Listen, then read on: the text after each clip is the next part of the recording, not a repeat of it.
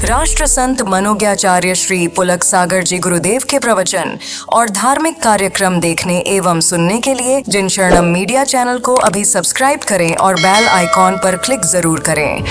ये कानून तुम्हें बनाना पड़ेगा। मस्जिदों में बैठकर मुसलमान को, शिवालय में बैठकर हिंदू को, जिनालय में बैठकर जैनियों को, गिरजाघर में बैठकर ईसाई को ये कानून बनाना पड़ेगा। मैं देखता हूं तुम्हारे मंदिरों में लिखा है ये तेरा पंथी मंदिर है, यहाँ फूल चढ़ाना मना है, पंचामृत धत तेरे की फालतू के नियम बनाते हो। ध्यान रखिए, मंदिरों में तो लिखा होना चाहिए कि हमारे मंदिर में, हमारी मस्जिदों में शराबियों का प्रवेश बंद है। ध्यान रखिए, हमारे यहां नियम बनना चाहिए कि जो शराब पीता है उसे भगवान के अभिषेक का अधिकार नहीं होना चाहिए। जो शराब पीते हैं उन्हें इंद्राणी बनने का अधिकार नहीं होना चाहिए। उन्हें मंदिर में गुरुओं को आहार देने का भी उन्हें अधिकार।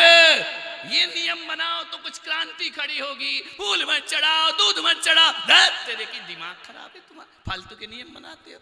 ये शुद्ध आमनाय का मंदिर, ये तेरा पंथ का मंदिर, ये भी इन्हीं में लड़ मर रही है समाज। दूध चढ़ाने वाला पापी है, जल चढ़ाने वाला पापी है, शराब पीने वाला पुण्यात्मा कैसे हो जाता है? क्योंकि वो बोली मोटी मोटी बोलियां लेता है। ध्यान, पैसे में बेच दिया अपने धर्म को। ध्यान रखना, अपनी संस्कृतियों को बेच दिया, अपनी परंपराओं का सौदा कर लिया तुमने। लाखों रुपए देकर शराबी तुम्हारा अभिषेक कर सकता है, आपको कोई तकलीफ नहीं होती है। हर अपने अपने धर्म स्थानों में बैठकर हर धर्म स्थान पर एक बोर्ड होना चाहिए कि नशेड़ी और भंगेड़ी हमारे मंदिर में प्रवेश नहीं करेंगे। हम उनसे रोटी बेटी व्यवहार नहीं करेंगे। जब तक समाज इतने कठोर नियम नहीं बनाएगी तब तक नशे की गिरफ्त से युवाओं को बचाया नहीं जा सकता है। मेरे भाई ध्यान रखिए। मान्यवर,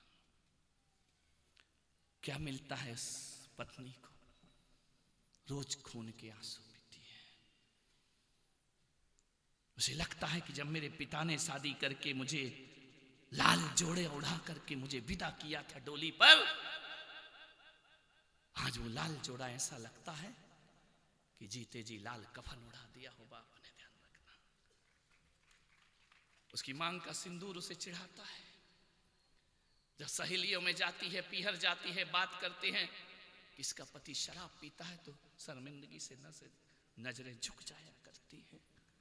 अपनी बेटी को ऐसा जीवन क्यों देते हो?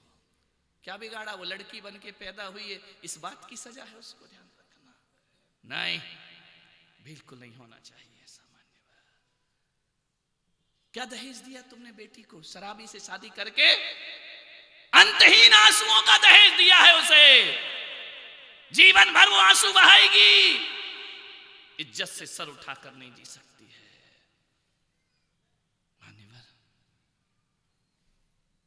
पड़ोसियों से भी निवेदन करूंगा, आजू बाजू रहते हो ना, कोई लाचार लड़की का बाप यदि लड़का देखने आता है तो पड़ोस में जरूर पूछता है ये लड़के का चाल चलन कैसा है। तो तुम लोग ऐसा रिश्ता निभाते हो, ऐसा पड़ोसी का दायित्व निभाते हो? उस लड़की के साथ विश्वासघात करते हो कि नहीं बहुत अच्छा है, कर दो शादी। अरे आपको तो बोलना चाहिए भाई साहब, मेरा नाम नहीं आना चाहिए, अकेले में बोलता हूं, लड़की कुंवारी रख लेना, इस शराबी से शादी मत करना। ये शराब पीता है लड़का, ये जुआ खेलता है, ये चोर है। स्पष्ट बताइए, पड़ोसियों के अवगुणों को ढांकने वाला पड़ोसी नहीं होता। पड़ोसियों को अपने से लड़की के लाचार बाप को सच्चाई बताने वाला सच्चा मित्र और पड़ोसी हुआ करता है। क्या रिश्ता निभाना है उससे? मान्यवर, उसकी औलाद शराबी की क्या करती है? स्कूल जाती है ना, पढ़ने जाती है। जब उनकी औलाद को सुनने मिलता है इसका बाप दारू पीता है, इसका बाप शराबी है, बच्चे कुंठा में जीते हैं। ध्यान रखना, शर्मिंदा होते हैं। समझदार हो गए बच्चे। जब कहा जाए इसका बाप शराबी है, अब बताओ वो अपना बौद्धिक विकास करे या कुंठा में जी करके अपना जिंदगी, तुमने अपनी जिंदगी बर्बाद नहीं की शराबियों, तुमने आने वाले बच्चों का भी जीवन उजाड़ा है, उनका भविष्य बिगाड़ा है। ध्यान रखना, तुम्हारी बेटी की जब शादी होगी कोई पूछेगा इसका बाप क्या करता है, पता चलेगा शराब पीता है, कौन उस लड़की से शादी करेगा। आप बेटी की जिंदगी बर्बाद कर रहे, आप अपने बेटे की जिंदगी बर्बाद कर रहे। और वो माँ बाप जिन्होंने तुम्हें पाने के लिए मंदिरों में दुआएं मांगी थी, मन्नतें मांगी थी, आज वो माँ बाप कहते हैं तुम जैसे शराबी को देखकर कि हे भगवान, इससे तो बिना औलाद की जिंदगी जीते, ऐसी औलाद मुझे क्यों दे दी तूने। भगवान से जाके शिकायत करते हैं, बांझ का जीवन जी लेते, लेकिन ऐसी शराबी औलाद मेरी कोख में जन्म, उन्हें मिला हुआ परमात्मा का वरदान तुम्हारे कर्मों से अभिशाप महसूस होता है कि हमने बहुत गलत जगह मन्नत मांग ली, जो ऐसा बेटा हमारे घर में पैदा हुआ है। ध्यान रखिए, मैं कहता हूं जिंदगी ऐसी अच्छी बनाओ भाई। जब मैंने दीक्षा ली ना, जब मैंने संन्यास लिया, तो मेरी माँ से लोग पूछा करते थे कि बताओ कौन सा पुण्य किया है जो ऐसे बच्चे को तुमने जन्म दिया है। और आज तुमसे पूछा जाए तो शराबियों के माँ बाप, नजरें झुक गई। वो बाप जो समाज में फैसले करता था, वो बाप जो समाज में पंच बनता था, वो बाप जिसने अपनी अच्छे चरित्र से इतनी अपनी इमेज बनाई थी कि समाज के फैसले कर दिया तो कोई ना करने को तैयार नहीं होता था। लेकिन तुमने शराब पीकर बाप की जिंदगी भर की इज्जत मिट्टी में मिला दी। अब वो बाप मंदिर जाना नहीं चाहता है, अब वो बाप समाज से नजरें नहीं मिलाता है। लोग कहते हैं दुनिया को सुधारने वाले, देख तेरा बेटा शराबी है। तुमने माँ बाप का जीवन बर्बाद कर दिया, तुमने पत्नी का जीवन बर्बाद कर दिया, तुमने बेटी का जीवन बर्बाद कर दिया। विचार करिए, भाई बहनों की जिंदगी तुमने उजाड़ दी। अब बहन रक्षाबंधन पर राखी लेकर तुम्हारा इंतजार नहीं करती। ये शराबी भाई को राखी बांध के क्या, जो अपनी सुरक्षा नहीं कर पा रहा है, वो क्या मेरी रक्षा करेगा जीवन में बड़ा होकर के। ध्यान रखिए, मान्यवर, बहुत बुरी हालात हैं देश के समाज में। तुम नहीं जानते, मैं पूरे देश में घूमता हूं, ये माताएं बहनें मेरे आगे आके आंसू बहाती हैं कि हमारे यहां शराब पीता है महाराज, कैसे भी इसकी शराब छुड़ा दो।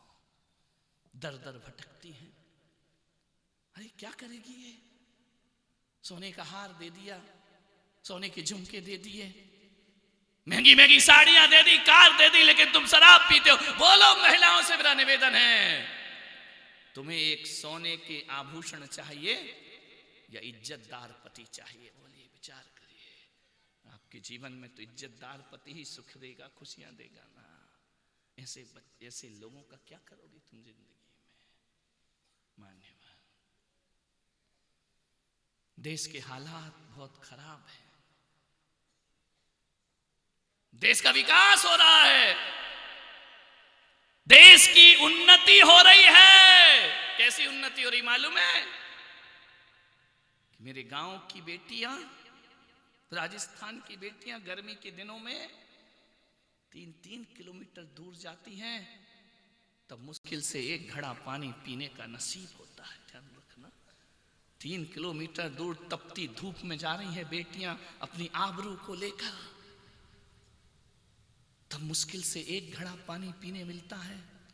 लेकिन बाहर है मेरे देश का विकास, शराब हर गली में मिलती है, हर चौराहे पर मिलती है, हर बाजार में मिलती है, जहां देखो वहां पीने का पानी 3 किलोमीटर दूर और शराब 1 फरलांग दूर मिल जाया करती है। ये हमारे देश का विकास हो रहा है मान्यवर, ये उन्नति हो रही है हमारे देश की, ये हमारे देश का उत्थान हो रहा है।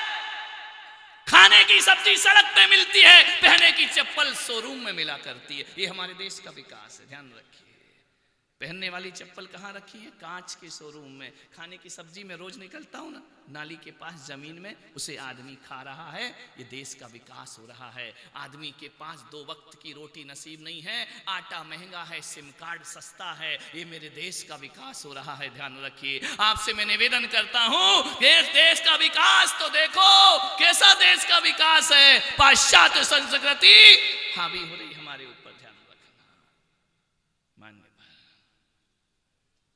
आपसे निवेदन है,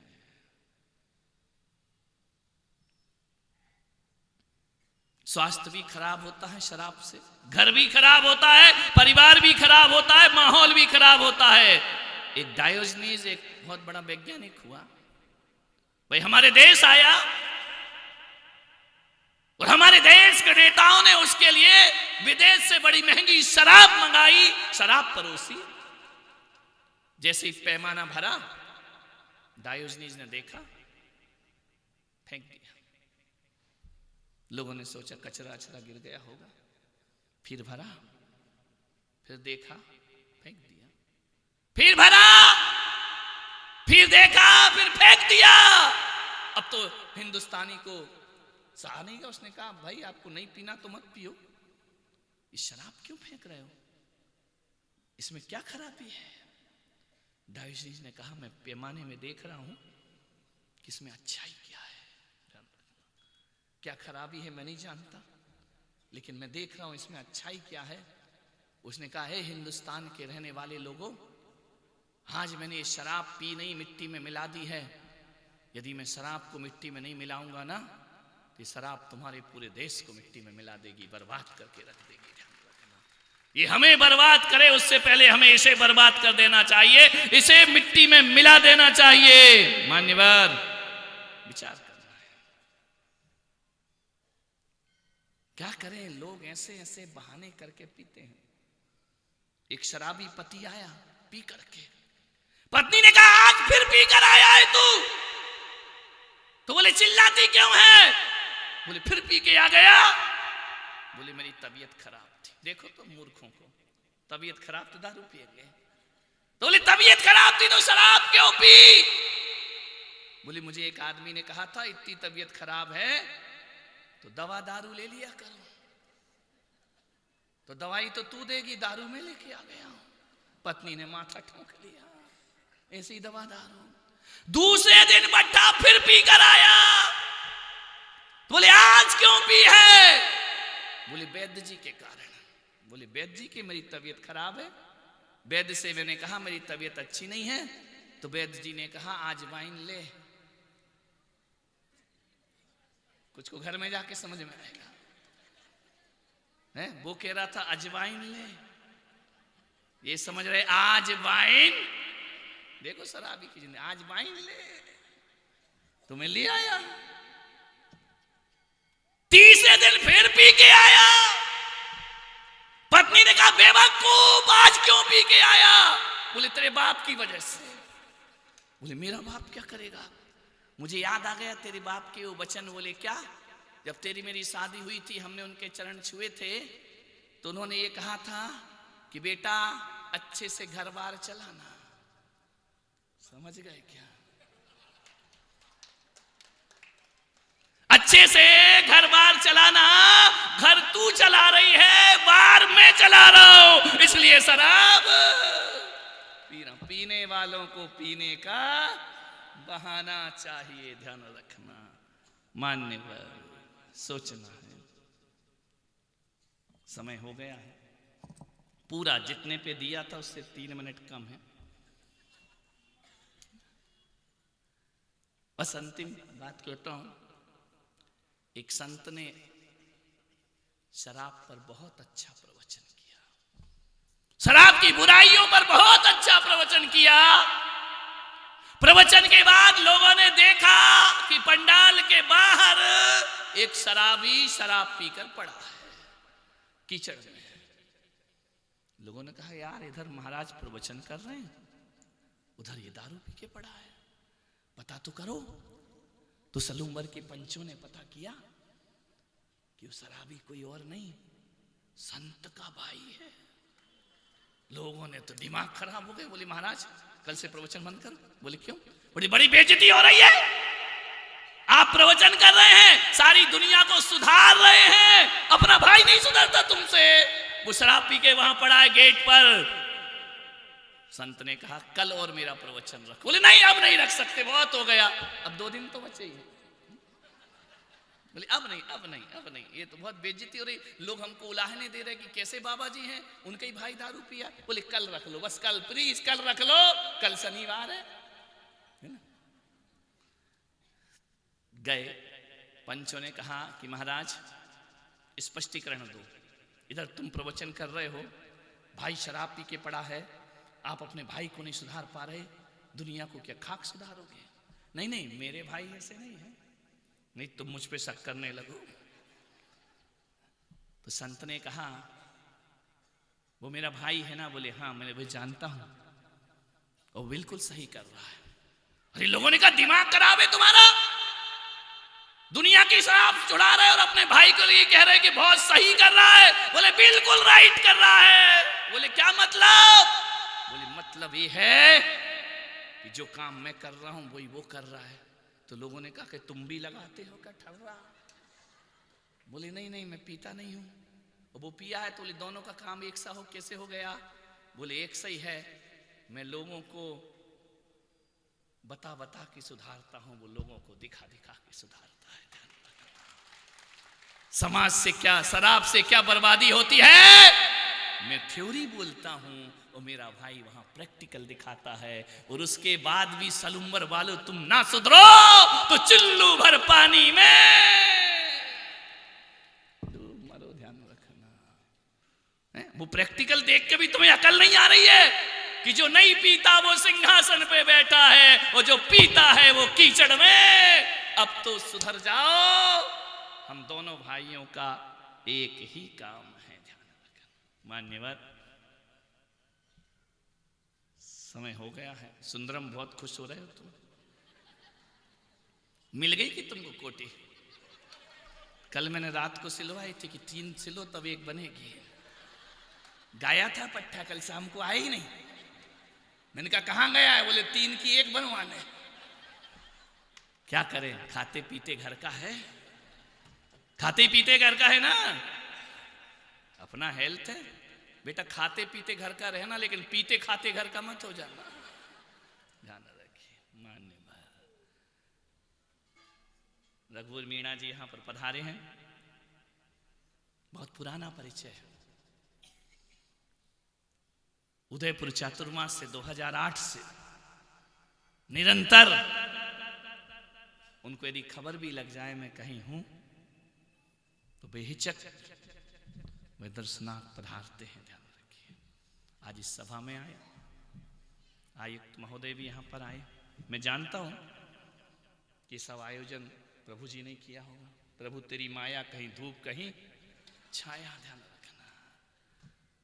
पहले ही दिन उन्होंने कह दिया था कि मैं यही जिम्मेदारी लूंगा।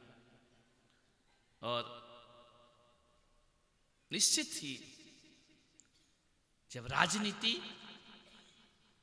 हमारे भारत की परंपरा है कि राजनीति ने हमेशा धर्मनीति को शीश झुकाया है, ध्यान रखना।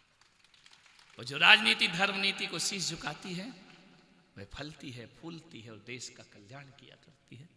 ये सब हमारे पुराने भक्त हैं, कई बार मिल चुके। आशीर्वाद देता हूं।